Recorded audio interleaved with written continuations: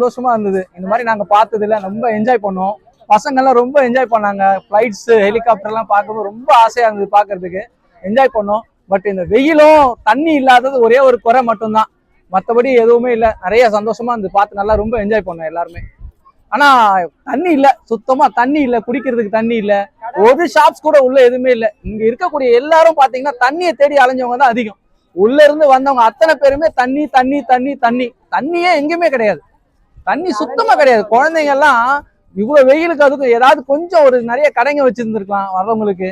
சுத்தமா தண்ணி கிடையாது. எல்லாரும் பாருங்க எப்படி படுத்துட்டு இருக்காங்க பாருங்க. இந்த வெயில்ல சுருண்டு போய் படுத்துட்டு இருக்காங்க எல்லாரும்.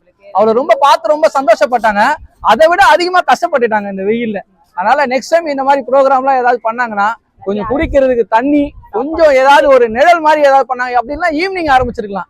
ஒரு ஈவினிங் ஒரு 3 o'clock மேல இருந்ததுன்னா ஒரு 6 o'clock வரைக்கும் பண்ணியிருந்தாங்கன்னா கூட நம்ம நல்லா இன்னும் நல்லா என்ஜாய் பண்ணிருக்கலாம்.